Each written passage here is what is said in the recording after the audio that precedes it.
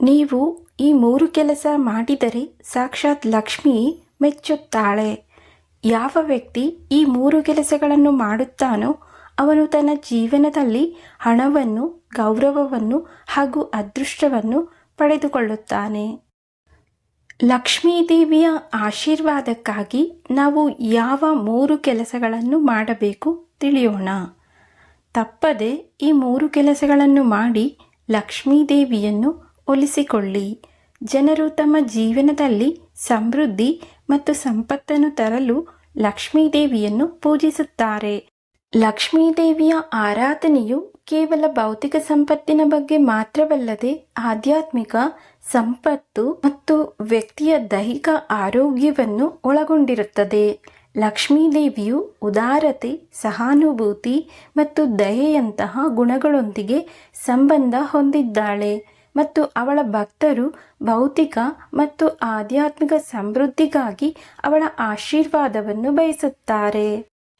ಸಮಯವನ್ನು ಸಂತೋಷದಿಂದ ಕಳೆಯಿರಿ.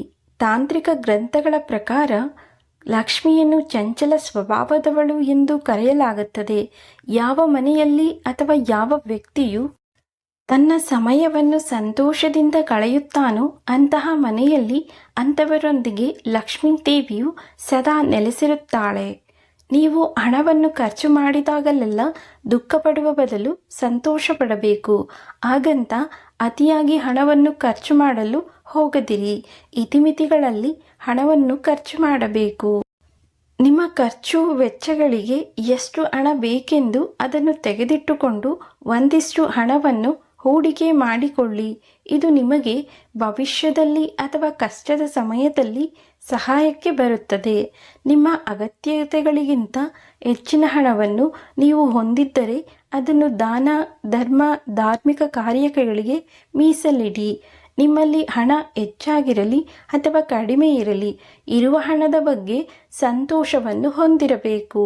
ಎಲ್ಲಿ ಸಂತೋಷ ಮನೆ ಮಾಡಿರುತ್ತದೆಯೋ ಅಲ್ಲಿ ಲಕ್ಷ್ಮೀದೇವಿಯು ನೆಲೆಸಿರುತ್ತಾಳೆ. ಸ್ವಯಂ ಪ್ರೀತಿ. ಸ್ವಯಂ ಪ್ರೀತಿಯನ್ನು ಕಂಡುಕೊಳ್ಳುವುದು ತುಂಬಾ ಮುಖ್ಯ.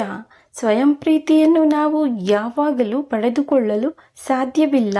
ಕೆಲವೊಮ್ಮೆ ಇತರ ಜನರ ಸಂತೋಷಕ್ಕಾಗಿ ನಮ್ಮ ಆದ್ಯತೆಗಳನ್ನು ತ್ಯಜಿಸಬೇಕಾಗುತ್ತದೆ.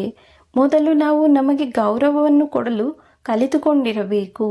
ನಾವು ಯಾವಾಗ ನಮ್ಮನ್ನು ನಾವು ಪ್ರೀತಿಸಲು ಕಲಿತುಕೊಳ್ಳುತ್ತೇವೋ ಆಗ ಇನ್ನೊಬ್ಬರ ಕಡೆಗೂ ಪ್ರೀತಿ ಎನ್ನುವ ಚಿಗುರಲೆ ಮೂಡಲು ಸಾಧ್ಯ. ನಮ್ಮನ್ನು ನಾವು ಪ್ರೀತಿಸಿಕೊಂಡಾಗ ಜೀವನ ಸುಖವಾಗಿದೆ ಎನ್ನುವ ಭಾವನೆ ಮೂಡುತ್ತದೆ. ನಾವು ನಮ್ಮನ್ನು ಪ್ರೀತಿಸುವಷ್ಟು ಬೇರಾರೂ ನಮ್ಮನ್ನು ಪ್ರೀತಿಸಲು, ಗೌರವಿಸಲು ಸಾಧ್ಯವಿಲ್ಲ. ಅದು ಮೊದಲು ನಮ್ಮಲ್ಲಿ ಹುಟ್ಟಿಕೊಳ್ಳಬೇಕು. ಇದಾದ ನಂತರವೇ ಇನ್ನೊಬ್ಬರ ಮೇಲೆ ನಮಗೆ ಪ್ರೀತಿ, ಗೌರವ ಹುಟ್ಟಿಕೊಳ್ಳಲು ಸಾಧ್ಯವಾಗುತ್ತದೆ. ನಾವು ಇನ್ನೊಬ್ಬರನ್ನು ಗೌರವದಿಂದ ಅಥವಾ ಪ್ರೀತಿಯಿಂದ ನಡೆಸಿಕೊಂಡಾಗ ತಾಯಿ ಲಕ್ಷ್ಮಿಯು ನಮ್ಮ ಮೇಲೆ ಸಂತೋಷಗೊಳ್ಳುತ್ತಾಳೆ. ನಮ್ಮ ಮೇಲೆ ನಮಗಿರುವ ಪ್ರೀತಿಯು ಲಕ್ಷ್ಮೀದೇವಿಯ ಕೃಪೆಯನ್ನು ಪಡೆದುಕೊಳ್ಳಲು ಸಹಕಾರಿಯಾಗುತ್ತದೆ. ಎಲ್ಲ ಜೀವಿಗಳ ಮೇಲೆ ಕರುಣೆ ಇರಲಿ. ಲಕ್ಷ್ಮಿಯು ಕರುಣಾಮಯಿ ಹೃದಯವನ್ನು ಪ್ರೀತಿಸುತ್ತಾಳೆ. ಲಕ್ಷ್ಮಿಯು ಇತರರ ನೋವನ್ನು ಅನುಭವಿಸುವ ಮತ್ತು ಸೇವೆ ಮಾಡಲು ಸಿದ್ಧರಾಗಿರುವ ಹೃದಯವನ್ನು ಪ್ರೀತಿಸುತ್ತಾಳೆ. ನೀವು ಎಷ್ಟು ನಿಸ್ವಾರ್ಥವಾಗಿ ಈ ಜಗತ್ತಿನಲ್ಲಿ ಕೆಲವು ಸಮಸ್ಯೆಗಳನ್ನು ಪರಿಹರಿಸಲು ಸಿದ್ಧರಾದಾಗ ಲಕ್ಷ್ಮಿಯು ಬೆಳೆಯುತ್ತಿರುವ ಪ್ರಮಾಣದಲ್ಲಿ ನಿಮ್ಮ ಬಳಿಗೆ ಬರುತ್ತಾಳೆ. ಆದರೆ ನೀವು ನಿಮ್ಮ ಹೃದಯವನ್ನು ತೆರೆಯಬೇಕು ಮತ್ತು ಸಹಾನುಭೂತಿಯ ಮನೋಭಾವದಿಂದ ಸೇವೆ ಸಲ್ಲಿಸಬೇಕು. ನಿಮ್ಮ ಸುತ್ತಮುತ್ತಲಿರುವ ಪ್ರಾಣಿಗಳ ಮೇಲೆ, ಪಕ್ಷಿಗಳ ಮೇಲೆ ಹಾಗೂ ಕೆಲವೊಂದು ಜೀವಿಗಳ ಮೇಲೆ ನಿಮಗೆ ವಿಶೇಷವಾದ ಸಹಾನುಭೂತಿ ಇರಬೇಕು. ಕೈಲಾಗದವರಿಗೆ, ಅಗತ್ಯವಿರುವವರಿಗೆ ನಿಮ್ಮ ಕೈಯಲ್ಲಿ ಎಷ್ಟು ಸಾಧ್ಯವೋ ಅಷ್ಟು ಸಹಾಯವನ್ನು ಮಾಡಬೇಕು. ಅದು ಪ್ರಾಣಿಯಾಗಿದ್ದರೂ ಸರಿ, ಮನುಷ್ಯನಾಗಿದ್ದರೂ ಸರಿ. ಸಹಾಯ ಕೇಳಿ ಬಂದವರನ್ನು, ನಿಮ್ಮ ಸೇವೆಯ ಅಗತ್ಯತೆಯನ್ನು ಬಯಸುವವರನ್ನು ಎಂದಿಗೂ ದೂರ ತಳ್ಳಬೇಡಿ.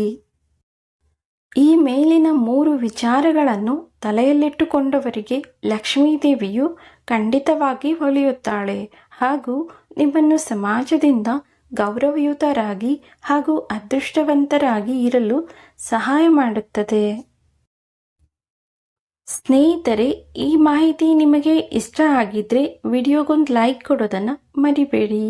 ಹಾಗೆ ನೀವಿನ್ನೂ ನಮ್ಮ ಚಾನಲ್ ಸಬ್ಸ್ಕ್ರೈಬ್ ಮಾಡಿಲ್ಲ ಅಂದರೆ ಸಬ್ಸ್ಕ್ರೈಬ್ ಮಾಡಿ, ಶೇರ್ ಮಾಡಿ. ಮತ್ತೊಂದು ವಿಷಯದೊಂದಿಗೆ ಭೇಟಿಯಾಗೋಣ. ವಿಡಿಯೋವನ್ನು ನೋಡಿದ್ದಕ್ಕಾಗಿ ಧನ್ಯವಾದಗಳು.